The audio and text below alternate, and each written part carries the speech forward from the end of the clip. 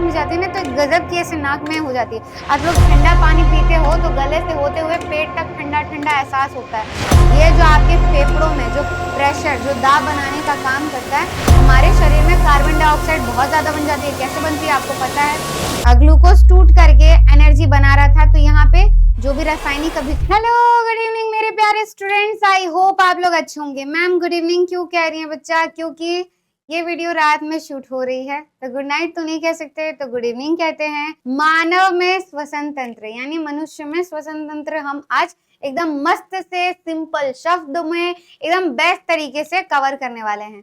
तो चलिए शुरू करते हैं। आपके जितने भी डाउट्स है सब इस लेक्चर के बाद खत्म हो जाने वाले हैं, और हैंड रिटन नोट्स बच्चा इसी की पीपीटी आपको एज अ पीडीएफ के फॉर्म में हम टॉपिक वाइज नोट्स करके सेक्शन में अपलोड करवा देंगे, तो परेशान नहीं होना है। तो चलिए स्टार्ट करते हैं।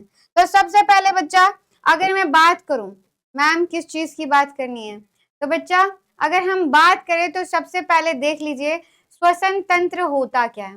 ठीक है, ये ऑलरेडी मैंने पूरा लेबलिंग कर दिया, अंग्रेजी में था तो हिंदी में किया हुआ है। ठीक है, सबसे पहले नाक के छिद्र से, नासा छिद्र से आपका श्वसन तंत्र शुरू होता है। नाक में बेटा जैसे दो ओपनिंग होती है उसे नॉस्ट्रल्स कहते हैं, है ना, यानी नासा छिद्र।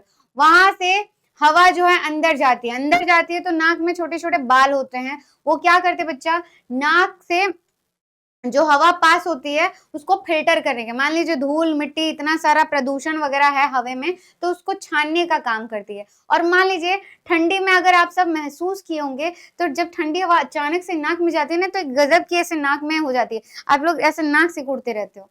तो बच्चा वो क्या होता है, जब आपके शरीर से कम टेम्परेचर की चीजें अंदर जाती हैं तो आपके शरीर में जो रिएक्शन देखने को मिलता है वही होता है।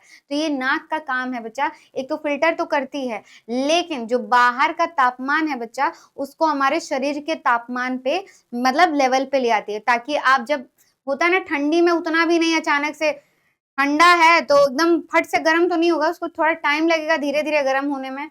हाँ, ठंडा पानी पीते हो तो गले से होते हुए पेट तक ठंडा ठंडा एहसास होता है। अगर एकदम ज्यादा chilled water P low, normal पियोगे तो कुछ नहीं होगा। क्यों? क्योंकि वो हमारे बॉडी के टेम्परेचर में आ जाती है। ठीक है, तो जो हाई टेम्परेचर लो टेम्परेचर उसको थोड़ा वक्त लगता है, तो आपने ये सारी चीजें देख रखी होंगी। फिर यहाँ से कहाँ जाएगा बच्चा, नासा गुहा में, ये जो खाली नाक का जो खाली जगह है बच्चा अंदर, उसके अंदर जाएगा। ठीक है, नासा गुहा में सबसे पहले यहाँ नासा छिद्र से होते हुए ठीक है, नासा छिद्र से होते हुए कहाँ जाएगा बच्चा, नासा गुहा में, फिर वहां से होते हुए आपकी ग्रसनी में जाएगा। ठीक है, तो ग्रसनी से भी बेटा, ग्रसनी क्या होता है, खाने और हवा के लिए, भोजन और हवा के लिए कॉमन रास्ता है, जो आपके यहाँ से देख सकते हैं, यहाँ पे जाइएगा तो सांस से ऑक्सीजन भी आएगा और यहाँ से खाना भी जाएगा, यानी इस वाले भाग में आप कह सकते हो ये क्या है बच्चा, ग्रसनी है। ये कॉमन रास्ता है जहाँ हवा और भोजन दोनों साथ में वहां से पास होते हैं। ठीक है, फिर वहां उसके नीचे आता है बच्चा आपके स्वर यंत्र, जो आपका वोकल कोड है, ये जो आप चिल्ला चिल्ला के इतना बात करते हो एक दूसरे से, तो बच्चा यही ये जो स्वर यंत्र है, कंठ जिसको कह सकते हो। ठीक है, यहाँ पे लगा हुआ एक माइक, जिसकी वाइब्रेशन से क्या आती है बच्चा, आवाज निकलती है। ठीक है, खाली जबान हिलाओगे तो अच्छे से नहीं, तो ला के बोलोगे जब तक यहाँ से वाइब्रेशंस क्लियर नहीं आएंगी। ठीक है, चलिए फिर उसके बाद ग्रसनी से होते हुए आपकी स्वर यंत्र हो गई। फिर उसके बाद बच्चा आपके फेफड़ों में, है ना, ये जब श्वास नली में, फेफड़ों में जाने से पहले आपके यहाँ पे श्वास नली होती है बच्चा, इसके ऊपर सी रिंग की कार्टिलेज यानी उपस्थि की वलय होती है, यानी कार्टिलेज की रिंग होती है, वो क्या करती है, ये जो आपकी श्वास नली उसको दबने से बचा के रखती है। ठीक है, मान लीजिए हवा है तो हवा का कुछ है, हाँ हवा अंदर, जब तक सांस लोगे सांस छोड़ोगे, तो बच्चा उस चीज को रिंग की तरह एकदम ठोक के रखा गया ताकि वो एक जगह फिक्स रहे। ठीक है, गिरे ना, ठीक, कोलैप्स ना करे। तो इसीलिए यहाँ पे क्या होता है बच्चा, सी कार्टिलेज का सी शेप का रिंग होता है, यानी उपास्थि की वलय होती है। ठीक है, कहाँ होती है, आपके श्वसन नली में होती है। ठीक है, तो ग्रसनी से कहाँ चली गई, श्वसन नली पे चली गई। ठीक है, हाँ श्वसन नली पे चली गई। हाँ बच्चा, ट्रैकिया के बाद आपका जो फेफड़ों में हवा जाती है तो वहां से होता है डिवीजन, यानी विभाजन शुरू हो जाता है। तो जहां पहला विभाजन होगा लेफ्ट और राइट में, ठीक है, क्या होगा बच्चा, लेफ्ट और राइट में, तो उसको हम क्या कहेंगे, श्वसनी। ब्रोंकस को क्या कहते हैं बच्चा, श्वसनी। मैंने यहाँ लिख दिया है, सबसे पहले ब्रोंकस, फिर उसके बाद श्वसनिकाएं, फिर उसके बाद कुपिका कोश, फिर नीचे आ जाएगी आपकी प्यारी कुपिका आ जाएगी। ठीक है, क्या आ जाएगी? कुपिका, यानी एल्वियोलाई आ जाएगी। ठीक, डन। तो ये आप यहाँ मैंने अलग से लिख दिया है, आप यहाँ से पढ़ सकते हैं। फिर वहां से कहाँ चली जाएगी बच्चा? जो आपकी राइट और लेफ्ट श्वसनी हो गई, अब आएगी श्वसनिक, श्वसनिका आएगी। ठीक है, क्या आ जाएगी?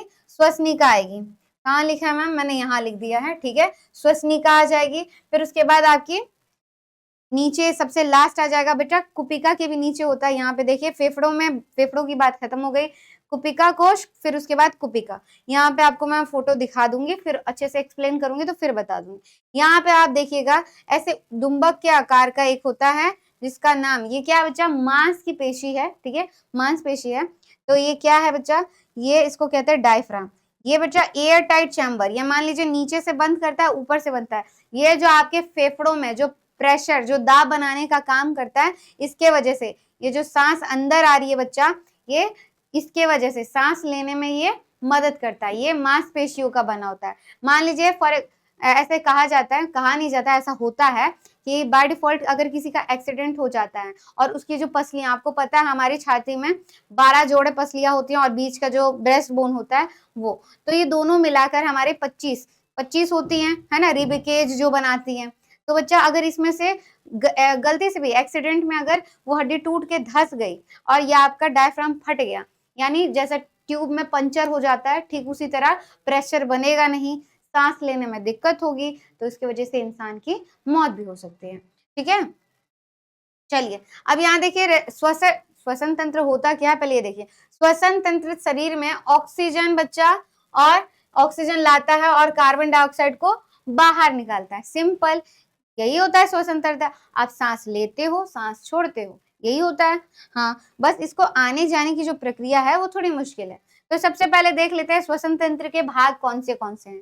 तो सबसे पहले यहाँ देखिए नाक, है ना, नासा छिद्र से होते हुए नासा गुहा में जाएगी। नाक में बच्चा क्या होता है? छोटे छोटे बाल होते हैं जो हवा को क्या करते हैं बच्चा? फिल्टर करके उसको गर्म करते हैं, यानी नॉर्मल हमारे बॉडी के टेम्परेचर पे लेके आते हैं। फिर इसके बाद यहाँ पे मेन मोटा मोटा जो है ट्रैकिया, यानी श्वास नली। क्या बच्चा? श्वास नली। ये क्या है बच्चा? एक पाइप है, हवा को फेफड़ों तक ले जाने वाली एक क्या है बच्चा? एक पाइप है या नली है। ठीक है, नेक्स्ट यहाँ अब आपके फेफड़ों तक बात आ जाती है। तो फेफड़े क्या होते हैं बच्चा? आपके मुख्य, यहाँ सांस लेने वाले मुख्य अंग हैं। ठीक है, जो सांस लेने और छोड़ने का काम करेंगे। मेन एक्सचेंज वही, गैसों का आदान प्रदान बच्चा कुपिका में ही होता है। ठीक है, हाँ।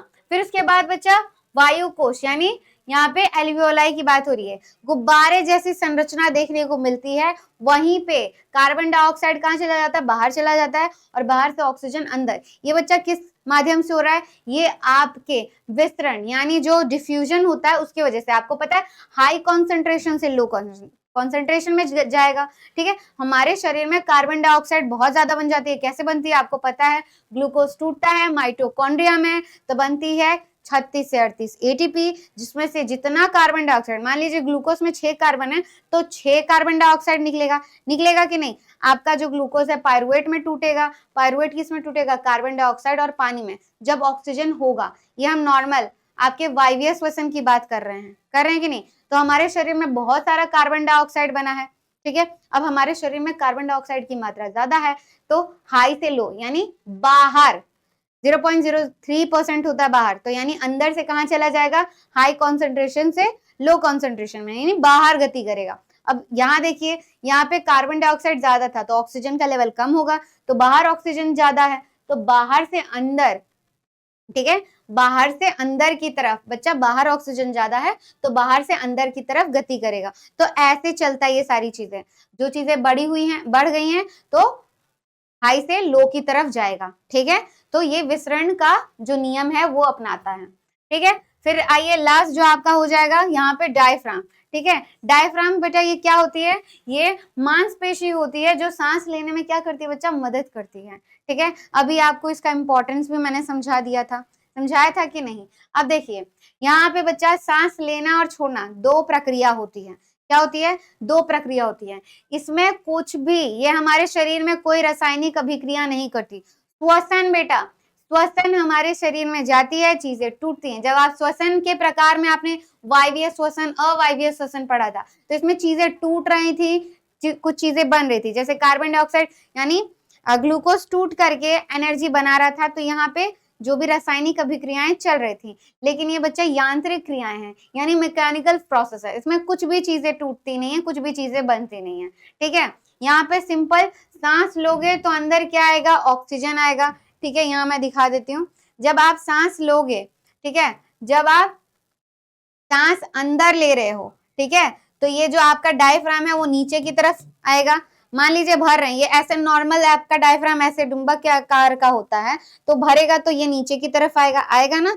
हाँ, तो इसके अंदर अब हवा भर रही है, तो जब हवा भर रही है तो आपकी रिब्स ऊपर की तरफ आएंगी, आएंगी कि नहीं। यहाँ देख लीजिए, मैंने बहुत साफ सुथरे शब्दों में लिखा है, जो आपका डायफ्राम है वो नीचे की तरफ जाएगा, जो आपकी पसलियां हैं ऊपर उठेंगी, ठीक है, ऊपर उठेंगी और बाहर की तरफ आएंगी। ठीक है, और अंदर कहाँ आ जाएगा, हवा क्या आएगा, अंदर आ जाएगी। ठीक है, हवा कहाँ आएगा बच्चा, अंदर आ जाएगा। इसके वजह से आपके शरीर में क्या आ जाएगा बच्चा, ऑक्सीजन अंदर आएगा। तो ये क्या कर रहे हो आप, सांस ले रहे हो, क्या कर रहे हो बच्चा, सांस लेना, इसे क्या कहते हैं, सांस लेना। ये यांत्रिक प्रोसेस यानी प्रक्रिया होती है, इसमें कुछ भी चीजें टूटती नहीं है, बनती नहीं है। ठीक है, ये आपके फिर यहाँ कहाँ जाएगा बच्चा, यहाँ देखिए, अब पहले ये वाला देख लीजिए, फिर वहां, फिर मैं आपको बता दूंगी कि कैसे एक्सचेंज होता है। ठीक है, अब यहाँ देखिए, सांस छोड़ना, यानी ये बच्चा ये कैसा सक्रिय है, यानी इसको आपको खर्चा करके सांस लेना पड़ेगा, ये एक्टिव प्रोसेस है। ये कैसा बच्चा, एक्टिव प्रोसेस है। ये कैसा है, इनएक्टिव प्रोसेस, ये अपने आप, सांस अपने आप भी छूट सकता है, इसमें पैसा नहीं लगता है। ठीक है, हाँ, यहाँ देखिए डायफ्राम कैसा हो जाएगा, जब आप सांस छोड़ोगे तो नीचे पहले जो धसा था वापस नॉर्मल हो जाएगा, क्योंकि सारी ऑक्सीजन कहाँ निकल रही है, बाहर निकल रही है। ठीक है, जो आपकी जो पसलियां थी बच्चा वो नीचे की तरफ आ जाएंगी। ठीक है, और जो हवा है वो कहाँ चला जाएगा, बाहर की तरफ चला जाएगा। कहाँ चला जाएगा बच्चों, बाहर की तरफ चला जाएगा।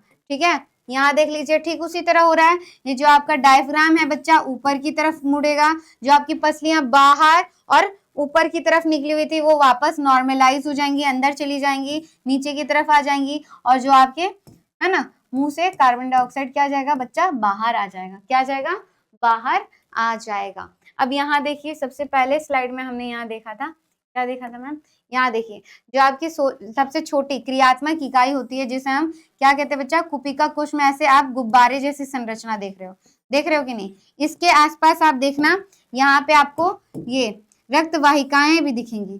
क्या दिखेंगी बच्चा, रक्त वाहिकाएं भी दिख रही हैं, दिख रही कि नहीं। ये बच्चा इस कुपिकाओं को ऐसे छोटे छोटे, है ना, जिसे हम क्या कहते हैं, इसे हम कैपिलरी यानी केशिकाओं का गुच्छा कह सकते हैं। क्या होता है बच्चा, केशिकाओं का गुच्छा, यानी कैपिलरीज का नेटवर्क कह सकते हो, है ना, क्या कह सकते हो, कैपिलरीज का नेटवर्क कह सकते हो। यहीं पे बच्चा, मान लीजिए फॉर एग्जांपल अगर मैं बनाऊं तो कैसा बनेगा, यहाँ देखिए एक्सचेंज कैसा होगा।